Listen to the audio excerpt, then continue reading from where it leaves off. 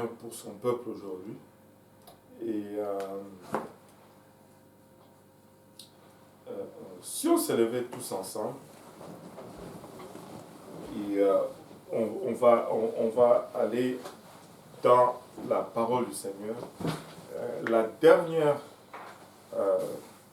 chanson, le dernier chant qu'on a chanté a vraiment confirmé ce que j'avais à cœur. Et je me suis battu beaucoup aujourd'hui pour savoir dans quelle direction aller. Et je croyais l'avoir, je n'étais pas sûr, mais quand on a chanté cette dernière chanson, je savais que on était déçus. Amen. Alléluia. Et on va lire dans le livre d'Exode, encore aujourd'hui, dans le livre d'Exode.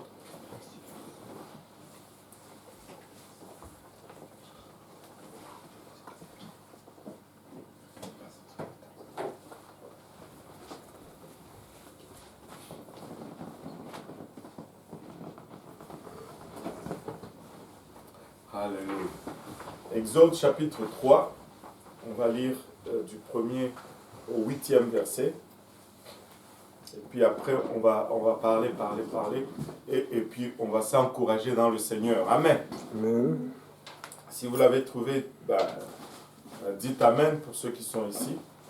Amen. Et si vous cherchez encore, suivez avec moi. Donc, Exode 3, le premier verset nous dit « Or, Moïse paissait le troupeau de Jéthro, son beau-père, sacrificateur de Madian. Il mena le troupeau derrière le désert et vint à la montagne de Dieu à Horeb. Et l'ange de l'Éternel lui apparut dans une flamme de feu du milieu d'un buisson. Et il regarda, et voici le buisson était tout en feu, mais le buisson ne se consumait point. Alors Moïse dit « Je me détournerai et je verrai cette grande vision. » Et pourquoi le buisson ne se consume point? L'Éternel vit qu'il se détournait pour regarder, et Dieu l'appela du milieu du buisson et dit « Moïse, Moïse !» Et il répondit « Me voici. » Et Dieu dit « N'approche point d'ici, ôte tes souliers de tes pieds, car le lieu où tu te tiens est une terre sainte. » Et puis il dit « Je suis le Dieu de ton père, le Dieu d'Abraham, le Dieu d'Isaac et le Dieu de Jacob. » Et Moïse cacha son visage, car il craignait de regarder vers Dieu. Et l'Éternel dit, « J'ai bien vu l'affliction de mon peuple qui est en Égypte, et j'ai entendu les cris qu'il jette à cause de ses exacteurs, car je connais ses douleurs. Et je suis descendu pour le délivrer de la main des Égyptiens, et pour le faire monter de ces pays dans un pays bon et spacieux, dans un pays où coule le lait et le miel, au lieu où sont les Cananéens, les Essiens, les Amoréens, les Phérésiens, les Éviens et les Jébusiens. » Amen. Pouvons-nous lire encore une fois tous ensemble le dernier verset, tous ensemble à la maison, si nous pouvons lire le verset 8. Je sais que nous avons peut-être quelques versions différentes. Moi, je lis probablement de la version Osterval. Lisons tous ensemble à haute voix.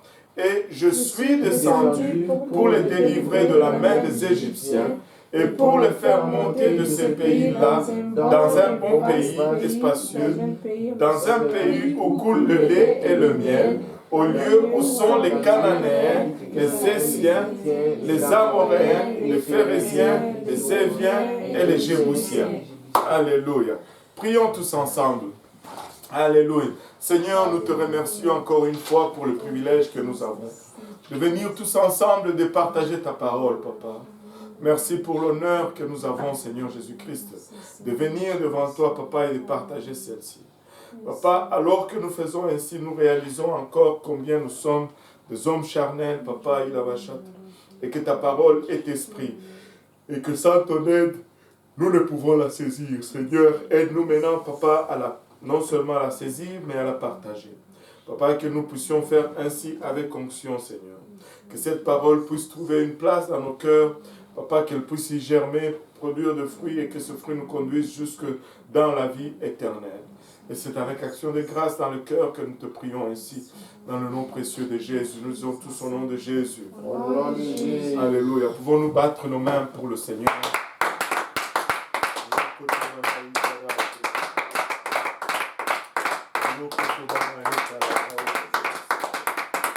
Alléluia, Seigneur. Alléluia. Alléluia. Et vous pouvez vous asseoir. Ça a l'air que le moteur n'est pas encore bien décollé. Et je pense qu'après 2 ou 3 bâillements comme ça, ça va aller. Amen. Amen. Alléluia. Nous voici encore en Égypte, là où le peuple de Dieu est encore en esclavage. Et je vais vous rappeler que pendant 430 ans, ce peuple criait à Dieu pour leur délivrance. Et là, Moïse est en train de paître le troupeau de son beau-père, merci sacrificateur de Madian, lorsqu'il voit le buisson ardent. Un passage qui nous est très très familier. Et il voit le buisson ardent et là, la voix de l'Éternel, Dieu lui parle de ce buisson en feu. Et Dieu lui dit d'ôter ses sandales. Mais ce n'est pas là vraiment le focus de notre prédication. Le focus de notre prédication va être le verset 8. Et le verset 8 nous dit, et ça c'est Dieu qui parle. Dieu dit, et je suis descendu pour les délivrer de la main des Égyptiens. Et non seulement pour les délivrer, Dieu les délivre de la main des Égyptiens, mais pour les faire monter de ce pays dans un pays bon et spacieux, dans un pays où coule le lait et le miel, au lieu où sont les Cananéens, les Essiens, les Amoréens, les Phérésiens, les Éviens et les Jébusiens. En d'autres termes, Dieu fait une promesse ici à Moïse. Il dit, une déclaration qui contient une promesse. Il dit, je viens pour délivrer le peuple d'Égypte, mais pour le ramener dans le pays de Cananéens. Je vais le faire sortir d'Égypte et je vais le faire rentrer dans Canaan. Amen. Amen. Alléluia. Et ça, c'est la promesse de Dieu. Mais entre l'Égypte et Canaan, il y avait un désert. Et ça, c'est le processus. Et aujourd'hui, je vais parler un peu, pour quelques minutes, sur la promesse et le processus. La promesse et le processus. Amen. Amen. Et nous avons chanté tout à l'heure, ta promesse à moi ne faillit pas. Alléluia. Ta promesse à moi ne faillit pas. La promesse est le processus. Maintenant, comme nous l'avons mentionné, c'était après 430 ans d'esclavage que finalement la face de Dieu s'est tournée vers son peuple et que Moïse a été interpellé dans le passage que nous venons de lire pour aller délivrer le peuple de l'Égypte et les amener dans la terre promise à Canaan. Il y avait une promesse et la promesse était claire. Je vais vous faire sortir d'Égypte et je vais vous faire entrer dans le pays des Cananéens. Moïse, bien sûr, a hésité un peu après quelques arguments avec le Seigneur et finalement, le Seigneur l'a convaincu. Il s'est mis en route et il est retourné en Égypte.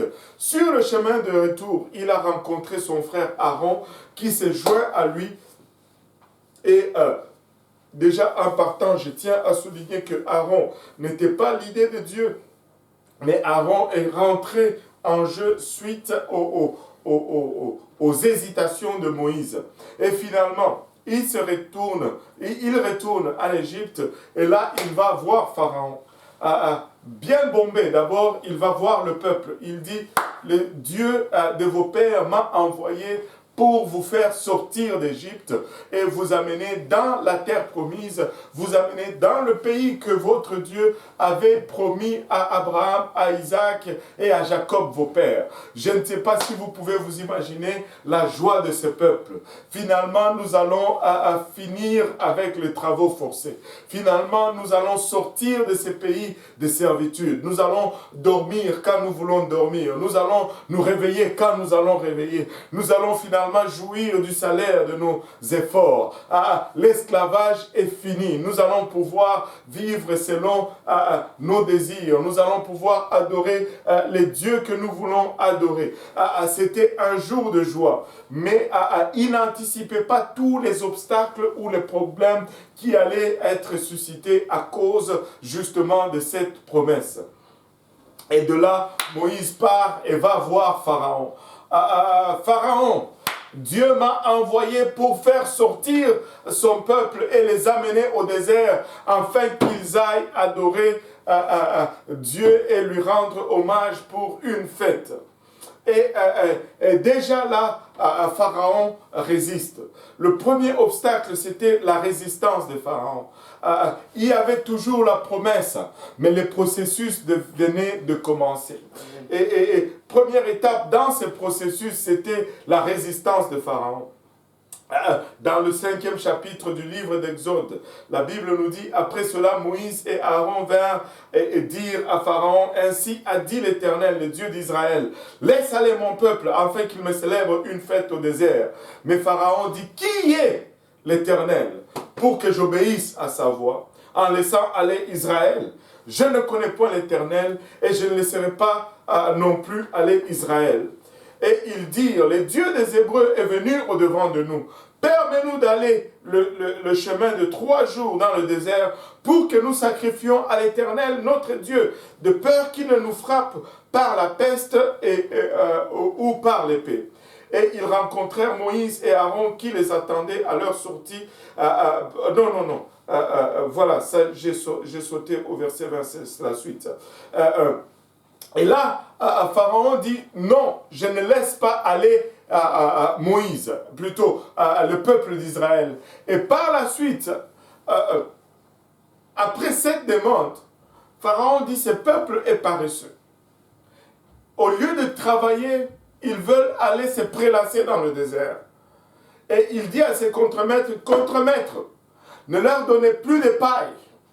Mais même si on diminue, on leur fournit plus de paille, qu'ils aillent le chercher eux-mêmes et que le nombre de briques ne diminue pas.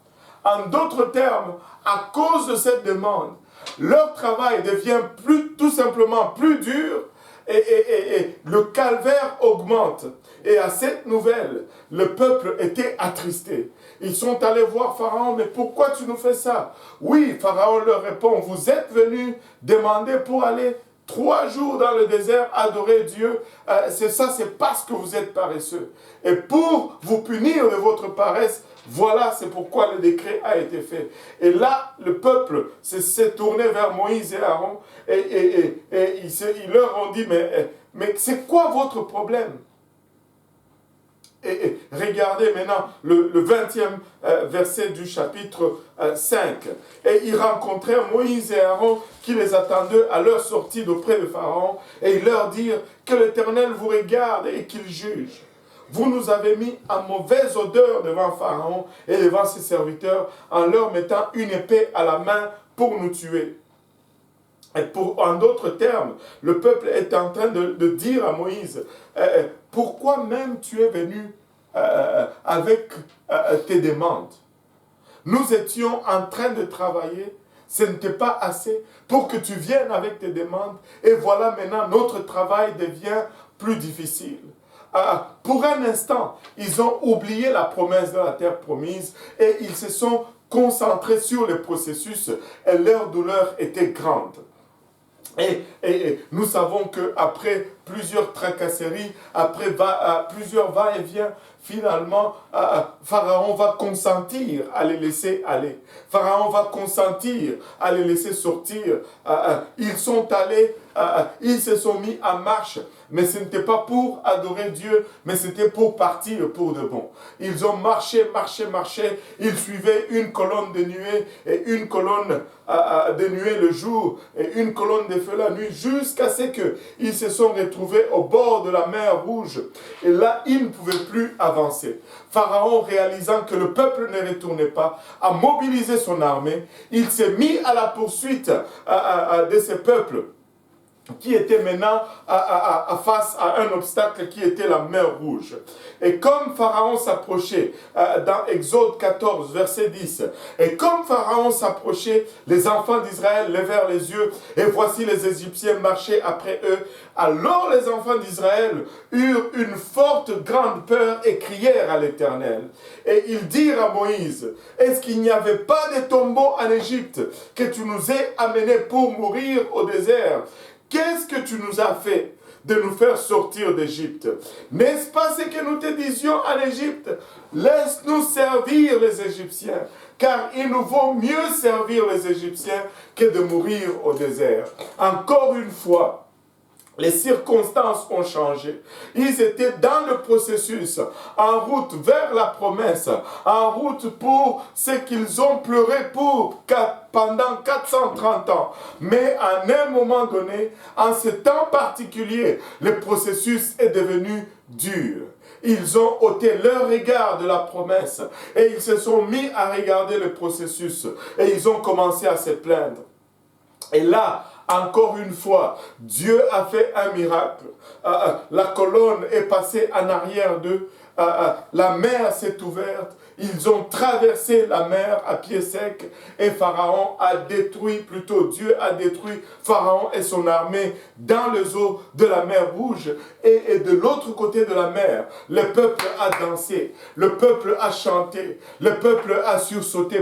Myriam a pris son tambourin, elle a dansé, le cavalier et le cheval et son cavalier ont été engloutis et ils se sont réjouis. Tu aurais pu croire qu'en ce temps-là, ils allaient commencer à faire confiance en Dieu. Tu aurais pu croire qu'en ce moment, après avoir murmuré une fois dans le pays d'Égypte, après avoir murmuré une fois dans le désert, que la chose allait être réglée, que leur confiance allait être une fois pour tout établie en Dieu, mais tel n'était pas le cas. Tel n'était pas le cas. Après, par la suite, est venue l'épreuve de la nourriture. L'épreuve de la nourriture que nous aimons manger. Dieu aide-nous avec la nourriture. Amen. Amen. Alléluia. Dieu aide-nous avec la nourriture. Hier soir, le Seigneur a été bon vis-à-vis de nous. On nous a livré un paquet de attiqué poisson à locaux et gracieuseté d'une chère sœur. Nous, on n'était même pas au courant. Elle a commandé pour la levée des fonds. Et vraiment, c'était comme la manne qui tombait dans le désert, je vous dis. Et nous remercions le Seigneur pour cela. Mais ils étaient dans le désert. Regardez au verset 16, Exode plutôt, au chapitre 16, le premier verset, la Bible nous dit « Toute l'assemblée des enfants d'Israël était partie d'Élim, vint au désert de Sin, qui est entre Élim et Sinaï. Au 15e jour du second mois, après leur sortie du pays d'Égypte, et toute l'assemblée des enfants d'Israël murmura dans ce désert contre Moïse et contre Aaron. Et les enfants d'Israël leur dirent « Ah, que ne sommes-nous pas morts par la main de l'Éternel au pays d'Égypte? On aurait dû juste mourir en Égypte, quand nous étions assis près des potées de viande, quand nous mangeons du pain à satiété. Car vous nous avez amenés dans ce désert pour faire mourir de faim toute cette assemblée. » Et là, ils ont encore murmuré. « Vous nous avez fait venir ici pour nous faire mourir de faim dans le désert. » Et là, Dieu a répondu à leur demande. Encore une fois, pour un moment donné, ils ont oublié la promesse. Ils ont sorti d'Égypte, non pas pour aller chercher la nourriture dans le désert. mais il fallait qu'il passe à travers le désert. Le désert était le processus. Le processus. Le désert était le processus. Il fallait qu'il passe par le désert pour arriver dans leur promesse qui était la terre promise. Mais pour un moment, ils ont oublié encore la promesse et ils se sont arrêtés sur le processus et les murmures ont commencé. Dieu n'était pas content. Il a donné la manne, le peuple a mangé. Il a donné le caille, le peuple a mangé et le processus a continué. Ils ont marché encore pour un moment et jusqu'à ce que ils arrivent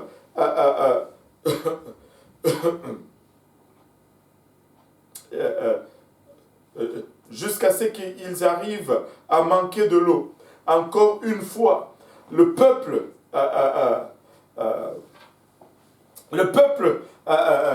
murmure, mais Dieu pourvoit encore pour l'eau. Et il marche encore. Il marche encore. Et à chaque fois qu'il marche, il rencontre un obstacle. Et l'obstacle fait partie du processus. Mais l'obstacle va toujours venir pour enlever leur regard de la promesse, pour l'amener sur le processus. Et à chaque fois qu'il sort le regard de la promesse pour regarder le processus, c'est le murmure. Et à chaque fois qu'il murmure, Dieu n'est pas content. Quelque chose de particulier est arrivé dans le chapitre 23 ici. Au milieu de ce processus, Dieu a donné une promesse puissante. Regardez Exode 23, le 20e verset. L'Éternel dit ceci, « Voici, j'envoie un ange devant toi pour te garder dans le chemin. » J'envoie un ange devant toi pour te garder dans le chemin. En d'autres termes, Israël, tu n'es pas en train de marcher seul. Et pour t'introduire au lieu que j'ai préparé. Non seulement tu ne marches pas seul, mais je te dis, tu vas entrer dans le lieu que j'ai préparé pour toi. Prends garde à toi en sa présence, il dit au verset 21, et écoute sa voix. Ne lui sois point rebelle, car il ne pardonnera point votre péché, parce que mon nom est en lui. Mais si tu écoutes attentivement sa voix, et si tu fais tout ce que je dirai, je serai l'ennemi de tes ennemis et l'adversaire de tes adversaires. Car mon ange marchera devant toi et t'introduira au pays des Amoréens, des Essiens, des Phérésiens, des Cananéens, des Éviens et des Jubusiens, et je les exterminerai. Alléluia. Je vais poser juste là pour un moment pour dire ceci au peuple de Dieu. Peuple de Dieu, nous avons une promesse de la part du Seigneur. Et cette promesse ne faillira pas. Mais dans la marche vers cette promesse, il y a un processus que nous devons traverser. Et notre défi, c'est toujours de garder les yeux sur la promesse. Malgré les circonstances, malgré le processus, si nous gardons notre regard sur la promesse, alléluia, notre attitude va être correcte. Mais le temps que nous ôtons notre regard de la promesse et que nous regardons le processus, nous allons avoir des difficultés à continuer. Nous allons avoir des difficultés à rester positifs. Gardons notre regard sur la promesse et nous resterons positifs.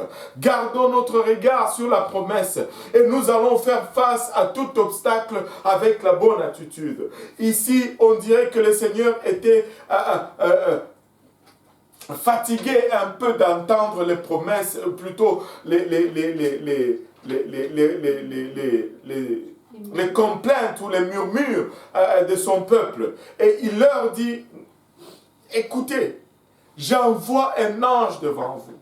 En d'autres termes, cette marche que nous sommes en train de faire, nous ne sommes pas en train de la faire seuls. Les épreuves que nous sommes en train de faire face, nous ne sommes pas en train d'y faire face seuls. Il y a l'ange de l'Éternel avec nous, qui marche avec nous, qui s'assure Et je vais juste le relire encore une fois. Je suis en train de parler à quelqu'un qui traverse des temps difficiles en ce moment. Je suis en train de parler à quelqu'un qui, au lieu de regarder à la promesse, il est en train de regarder au processus et aux circonstances. Les temps sont peut-être difficiles, mais si tu regardes, si tu relevais ta tête et que tu regardais à la promesse, tu vas y arriver. L'Éternel m'envoie aujourd'hui pour te dire ceci, qu'il envoie un ange devant toi pour te garder dans le chemin et pour t'introduire au lieu qu'il a préparé pour toi. Ne te décourage pas, mais change d'attitude. Ne te décourage pas, mais change de perspective. Ne t'afflige pas, mais arrête de regarder à tes épreuves. Pour chaque épreuve, il y a une solution. Pour chaque dilemme, il y a une réponse. Pour chaque situation, il y a une provision que Dieu a déjà préparée d'avance. Mais garde ton regard. Garde tes yeux sur la promesse. Confinement ou pas confinement. Si Dieu nous a promis le réveil, il va nous donner le réveil. Problème, situation économique ou pas. Si Dieu nous a promis la bâtisse, il va nous donner la bâtisse.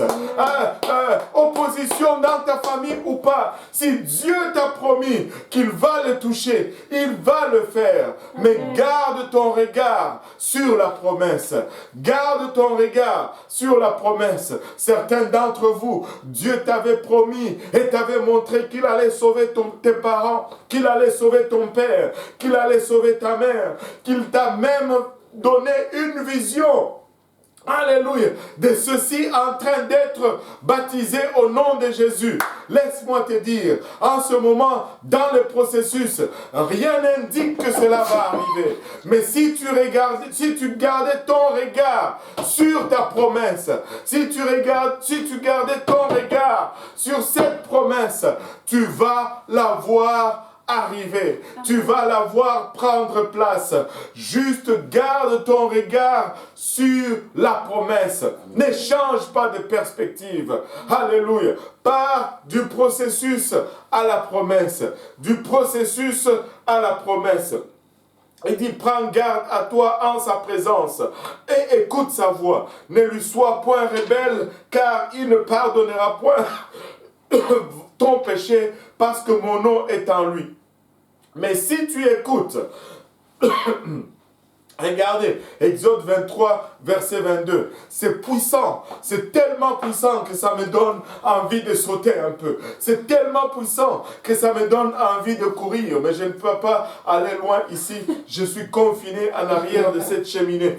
Mais, alléluia, il dit, mais si tu écoutes attentivement sa voix, si tu écoutes attentivement sa voix, et si tu fais tout ce que je dirai, je serai l'ennemi de tes ennemis. Oh mon Dieu, il sera l'ennemi de tes ennemis. Dieu sera l'ennemi de tes ennemis. En d'autres termes, il se battra pour toi. Amen. Il se lèvera en ta faveur. Il agira de ta part. Il sera l'adversaire de tes adversaires. Oh Seigneur Jésus-Christ. Je ne sais pas, après de telles promesses, qu'est-ce qui va être encore un sujet de découragement pour toi? Je ne sais pas, après de telles promesses, quel sera encore un sujet de tristesse pour toi? Peu importe le problème que tu vas rencontrer, il sera l'ennemi de tes ennemis. Il sera la provision de tes besoins. Il sera la guérison de tes maladies. Il sera, alléluia, l'adversaire de tes adversaires. Laisse-moi te dire ceci, nous avons une promesse. Nous sommes en route vers notre promesse. Peu importe les situations, peu importe les circonstances, oublie le processus. Je veux dire, n'oublie pas le processus, mais ne regarde pas le processus, mais regarde plutôt la promesse. Nous n'avons pas quitté l'Égypte pour mourir dans le désert. Nous avons quitté l'Égypte pour aller à Canaan.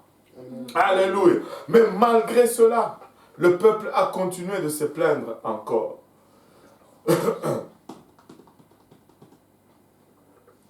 Dans le livre de Nombres, chapitre 1, chapitre 11 plutôt, ils se sont plaints encore. Et là, ce n'était plus la manne, parce qu'ils en avaient tous les jours. Maintenant, c'était la viande. Oh, nous ne mangeons que la manne. Nous ne mangeons que la manne. Pourquoi en Égypte, on avait la viande? Si on pouvait manger un peu de viande, écoutez, j'aime aussi la viande. Amen. Amen. Mais laissez-moi vous dire, ne manque pas ta promesse à cause de la viande. Ne manque pas ta promesse à cause de la viande. Je ne sais pas ce qui est la viande pour toi, mais cette viande peut être plusieurs choses aujourd'hui.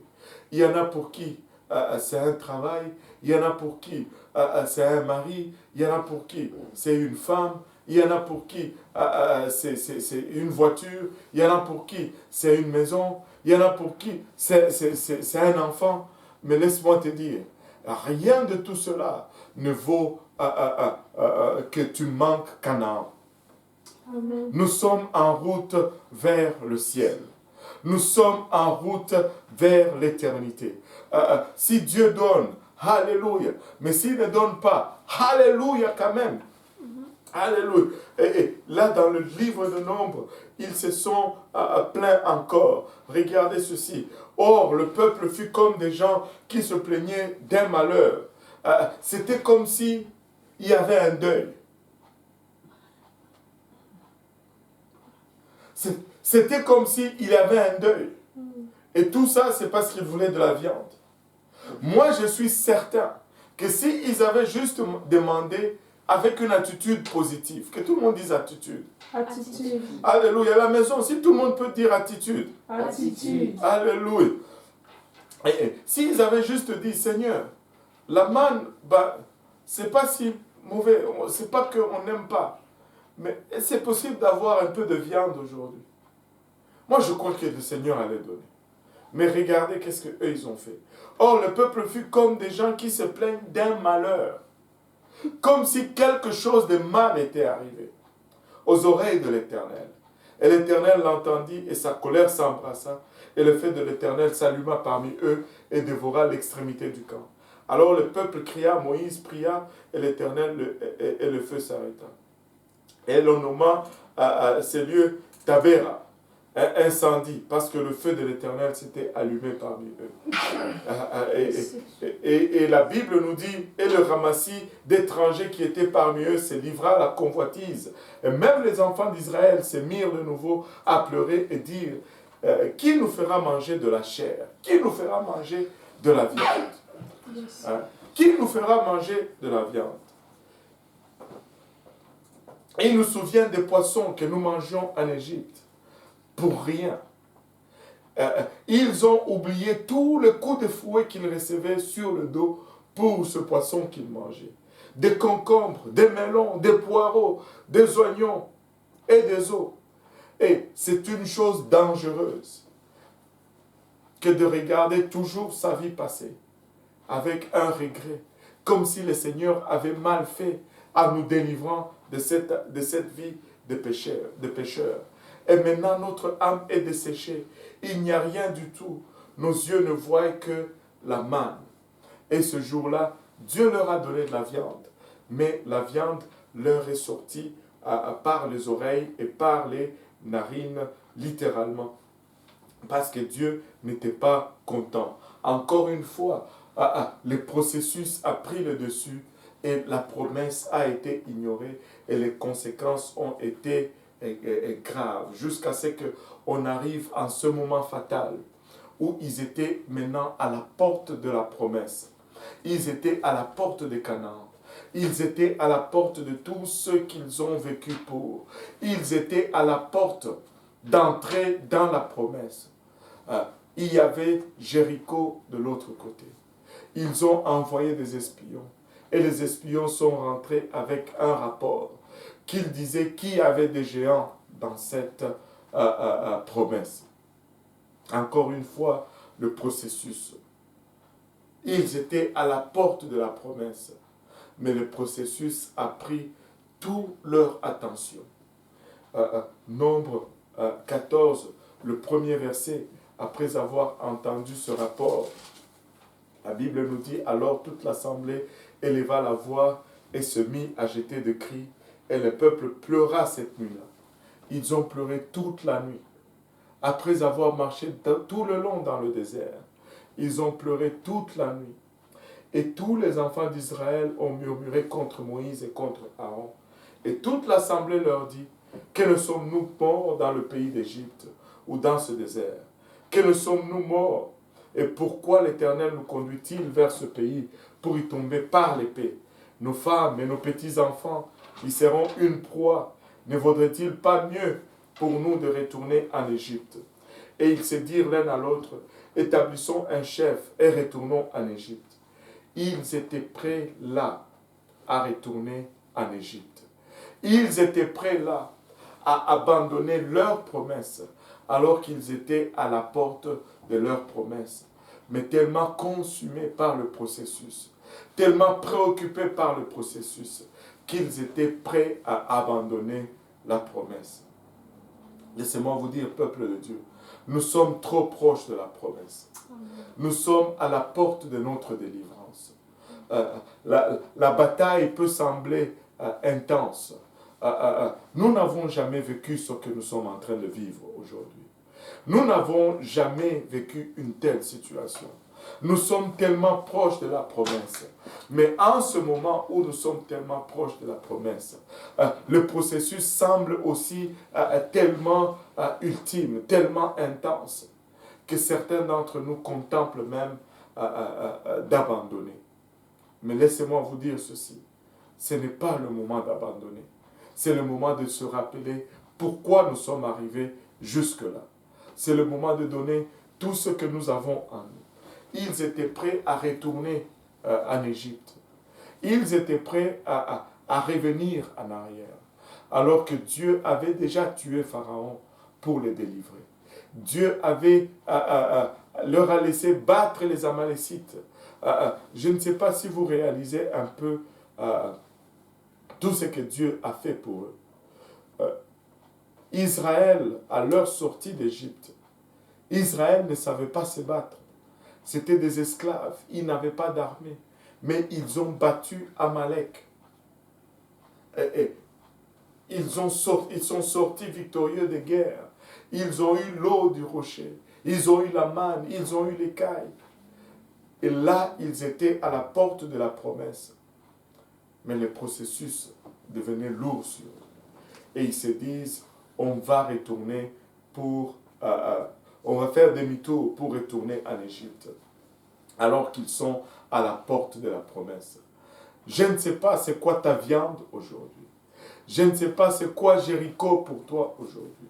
Je ne sais pas c'est quoi qui est gigantesque, c'est quoi les géants dans ta vie aujourd'hui. Mais laisse-moi te dire, peu importe la hauteur de ces géants, cela ne vaut pas la promesse que Dieu a pour toi. Tiens ferme, ôte ton regard de ces géants, mais regarde plutôt la promesse que Dieu t'a donnée. Et dans cette marche, je veux encore te rassurer, tu ne marches pas seul. L'ange de l'Éternel est avec toi. Si tu lui obéissais, tu vas voir la victoire éclater devant toi. Et ne laisse pas le processus entraver ta promesse. Et nous avons lu un verset qui est resté avec moi toute la semaine. Nous avons lu ces versets dans l'étude de mercredi, et c'était Ecclésiaste chapitre 9 et le verset 11. Ça dit ceci. J'ai vu encore sous le soleil que la course n'est pas aux agiles, ni le combat aux vaillants, ni le pain aux sages, ni les richesses aux intelligents, ni la faveur aux savants. En d'autres termes, ce n'est pas tes habiletés qui sont en question. Ce n'est pas tes capacités qui vont faire la différence. Il dit, car tous sont assujettis au temps et aux circonstances. Alléluia. Laisse-moi te dire ceci. Dieu est au contrôle des temps et Dieu est au contrôle des circonstances. Et c'est ce Dieu qui t'a sorti d'où tu étais pour t'amener jusque là où tu es aujourd'hui. Et ce n'est pas pour te voir échouer qu'il a fait cela. Il a un but dans ta vie. Et ses buts, c'est que tu parviennes à la vie éternelle. Mais si tu laisses les processus te distraire, tu vas passer à côté de ce que Dieu est en train de préparer pour toi. Le processus est une suite d'obstacles ou d'épreuves que tu dois faire pour arriver à obtenir un résultat. Ce que tu traverses n'est pas inutile, n'est pas en vain. Mais dans ce processus, tu as toujours besoin de garder une perspective. Et la perspective, c'est ce qui te permet de voir au loin. Si ta perspective n'est pas bonne, tu peux voir quelque chose comme si c'était plat, alors qu'il y a de la hauteur et de la profondeur là-dedans. Donc, si tu gardes la bonne perspective sur la promesse, alléluia, tu vas passer à travers tout le processus sans murmurer. Et Dieu nous appelle pour un temps comme celui-ci.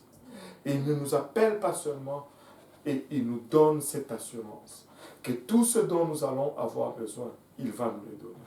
L'ange de l'Éternel marche avec nous.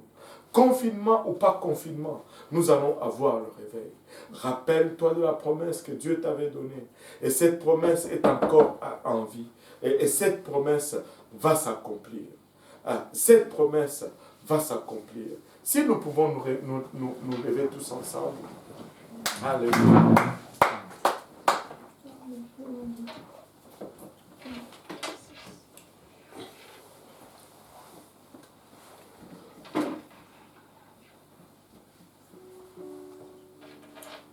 Nous allons faire, j'ai reçu une requête de prière aujourd'hui. Et nous allons prendre le temps de prier aujourd'hui. Que Dieu nous aide à garder cette bonne perspective. Malgré ce temps difficile autour de nous. Que nous puissions garder cette bonne perspective. Que nous puissions nous rappeler continuellement pourquoi nous sommes dans ce processus. Pourquoi nous sommes en route. Nous ne sommes pas en route pour une meilleure vie ici sur terre. Dieu nous appelle pour une vie éternelle auprès de lui. Mais dans cette marche, plusieurs obstacles se sont élevés. Mais ne laissons pas ces obstacles devenir le sujet de notre préoccupation. Que la promesse de Dieu demeure au centre de nos préoccupations. Et si nous pouvons garder la promesse de Dieu ou l'objectif de notre voyage, notre attitude va être meilleure et notre perspective va être meilleure. Et nous allons avoir l'assurance de la victoire en bout de tout ceci. J'ai reçu une requête de prière aujourd'hui de la sœur Emmanuelle qui a fait une chute. Elle s'est cognée la tête. Elle dit qu'elle a de douleurs et des étourdissements. Et elle est allée à l'hôpital, mais elle craint qu'il y ait une situation un peu plus profonde. On va prier pour elle aujourd'hui. Nous allons prier pour nos églises quand c'est temps de confinement, que nos racines s'enfoncent encore davantage dans le Seigneur, afin que nous puissions tenir ferme dans tout ce qu'il y a comme épreuve et comme défi en ce temps.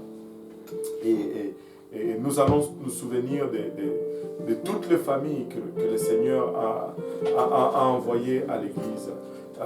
Souvenons-nous, si je mets au défi tous ceux qui sont en train de suivre, qui à part ta famille, si tu peux élever au moins 3 familles en prière aujourd'hui pendant que nous allons commencer à prier. Prier pour le réveil, prier pour que ce confinement finisse et que nous puissions nous remettre à l'œuvre du Seigneur à 100%. Prier pour que le Seigneur nous accorde tout ce dont nous avons besoin pour l'avancement de son œuvre, aussi bien du point de vue matériel que du point de vue spirituel. On dirait qu'il y a un combat mental parmi plusieurs personnes aujourd'hui. Priez que nos pensées soient gardées. Alléluia. En ces temps de confinement, c'est très facile de se tourner sur Internet et d'être pris dans des choses qu'on n'a pas besoin d'être pris dedans. Et prier pour que Dieu garde nos pensées saines. Et que nous ne soyons pas distraits, que nous ne tombons pas dans les pièges que l'ennemi est en train de nous tendre aujourd'hui. Alléluia. Alléluia. Et voilà. En élevant nos voix tous ensemble vers le Seigneur. Hore katamana utara kilaya etaraba olomoyosa. Kitamana utaraba olomoyosa taraba olomoyosa taraba olomoyosa.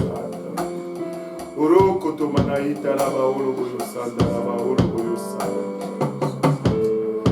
Ore katamana itaraba olomoyosa taraba olomoyosa taraba olomoyosa. Kiramaya etara kileya etaraba olomoyosa taraba olomoyosa. Uro katamana itaraba olomoyosa. Papa, nous te rendons grâce éternelle pour ton amour, ta beauté, ta fidélité. Papa, nous te remercions pour le privilège que nous avons, Papa, d'être là réunis en ce moment, Seigneur, par la voie de la technologie. Privilège que nous avons, Seigneur, d'invoquer ton Saint-Nom ensemble, d'un commun accord, Père, alors que nous élevons nos voix et nos mains vers ton trône. Nous venons, Papa, par l'assurance, Papa, qui procure ton sang. Et nous nous approchons, Papa, de ce trône, Papa, il a bachata. Ramaya etara, kileya etara, koloya eta. Papa, nous élevons, Seigneur, la sœur Emmanuel, Papa, devant ton trône. Père, nous venons prier au Éternel, il a bachata. Que tu la touches en ce moment même, alors que nous sommes en train de prier, Père. Papa, nous venons, Papa, confesser sa guérison dans le nom de Jésus.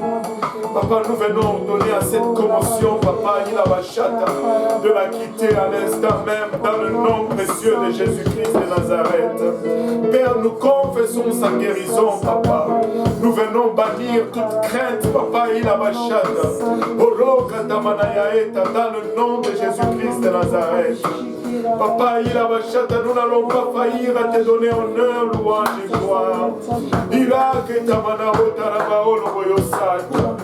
Dans le nom de Jésus, dans le nom de Jésus, il a bachata. Ore katamana utaraba olomoyosata. Kiramaya etara kereya etara olomoyosata. Papa, il a bachita rabaya utara kereya eta. Nous venons prier, Papa, il a bachata. Pour chaque famille, Seigneur Jésus-Christ, que tu as appelé dans ton église en ce moment, Seigneur. Papa, ils sont nombreux, Seigneur Jésus-Christ, Papa, à invoquer ton Saint-Nom, Seigneur Jésus-Christ. Père éternel, il a bachata, souviens-toi de nous, dans ta grâce et dans ta miséricorde, Seigneur. Papa, il a bachata, la baolo, oyo satara, kele ya eta. Kele maya eta la, kele maya eta la maya ota. Kira maya eta la, kele ya eta la maya ota la, kele ya eta. Olo katamana ya eta la, kolo ya eta. Souviens-toi de ton peuple, Seigneur Jésus-Christ. Souviens-toi de ton église, ô éternel, il a bachata. Imana ya eta la, kolo ya eta la, kolo ya eta. Olo katamana ya eta la, kolo ya eta la, maya eta. Itamana ota la, kolo ya eta la, maya eta. Olo katamana ya eta. Papa, je me souviens de la famille Roger, Seigneur. Je me souviens de la famille Conte, Papa. Je me souviens de la famille Toa, Seigneur. Je me souviens de la famille Luc et la Bachata. Je me souviens de la famille Jolo, Papa. Je me souviens de la famille Jomaki, Papa. Aramaya Kitamaraya, la famille Kamgan, la famille Kamgan, la famille Kamkoum, si la Bachata. Oro Katamanaya Etara, Koroya Eta. La famille Kono, la famille Mutombo, Seigneur. Iramaya Kotamanaya Etara, Koroya Eta. Oro Katamanaya Etara, Kereya Eta. Itamana Otara, Keremaya Etara, Koroya Eta.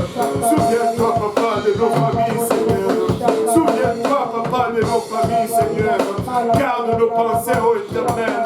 Ne nous permets pas, il a ma chatte, de tomber dans la distraction du processus, Seigneur. Oh là, que te manaya eta, là, que te yaeta. Oh, to manaya ita, là, kuro maya ita. Iro, moyo eta, là, kuro ya ita, là, maya eta. Oh, no, kata manaya eta, là, maya eta, là, kuro ya ita. Oh, no, kata manaya eta, là, kuro ya maya eta. Iro, moyo, que te ya eta, là, maolo, moyo, sata, là, maolo, moyo, sata. Oh, no, kata manaya eta. La famille qui est sale, la famille. Alléluia, copie, papa. La famille a vie, Seigneur. Oh non, Kataya Eta, la famille Kaboa. Ali Katanaya Eta, la Kelea Eta.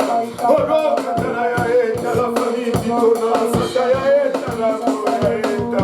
Iro Kotomanaya Eta, la Maya Ota, la Kelea Eta. Oh non, Katamana Ota, la Koya Eta.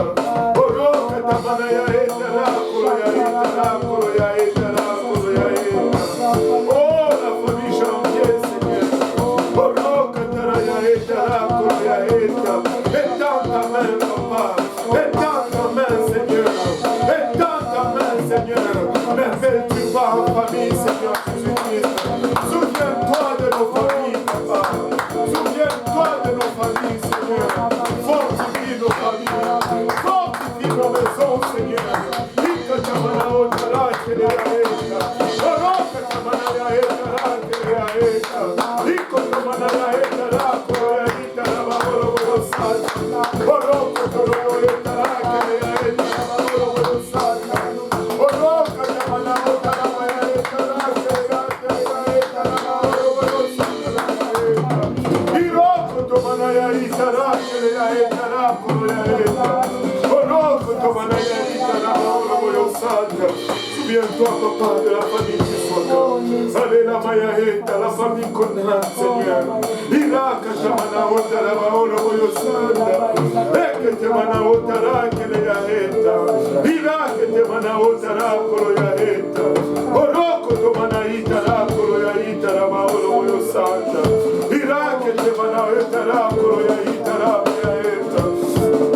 Alléluia. Toi qui sonnes les cœurs et le rein, Seigneur. Alléluia. Oroka tamana otara kelea eta. Iroko tomana itara kele maya eta. Famille, bénis-nous, Seigneur. Alléluia. Souviens-toi, papa, de nos familles, Seigneur Jésus-Christ. Souviens-toi de nos familles, ô Éternel, la Wachata. Souviens-toi de nos maisons, Seigneur Jésus-Christ, la Wachata. Souviens-toi, papa, la Wachata de ton peuple aujourd'hui. Fortifie-nous, Seigneur Jésus-Christ, papa. Alléluia. Papa, il a Wachata, nos besoins matériels sont entre tes mains. Nos besoins spirituels, papa, sont devant ton trône, papa. Nos besoins physiques sont devant toi, ô Éternel. Souviens-toi de nous dans ta grâce et dans ta miséricorde, ô Père. Ikatamana otara kelea etara koroya eta. Ore maya ketamana otara kilamaya ota. Oh Seigneur Jésus-Christ. Alléluia. Papa, aide-nous à garder, Seigneur. Papa, nos regards fixés sur la promesse.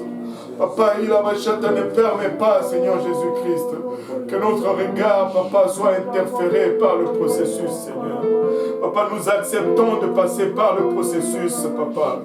Père éternel, il a Wachata, mais nous gardons, papa, le regard fixé sur la promesse, Seigneur. Sur la promesse, ô éternel, alléluia.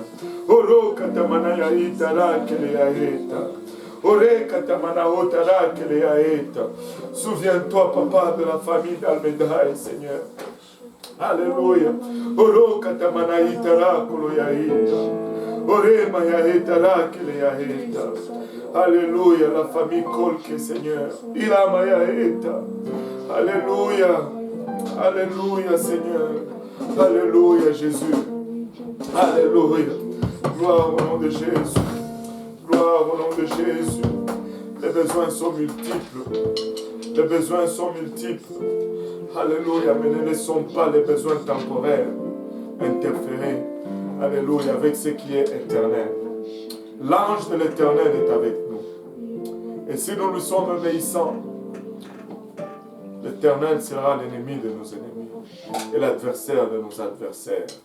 En d'autres termes, il sera la réponse à tous nos dilemmes. Alléluia.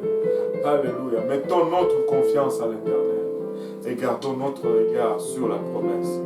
Et laissez-moi vous dire ceci, cette promesse va s'accomplir aussi bien avec nous ici sur terre et que dans l'éternité lorsque nous rentrons dans sa présence.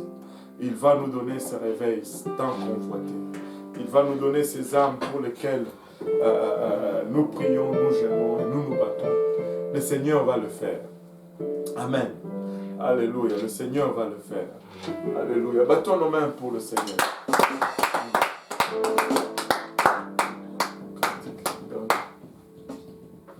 Donc n'oubliez pas de vous connecter ce soir à partir de 18h30 pour notre service bilingue et à 17h30 pour l'église de l'Est. Amen.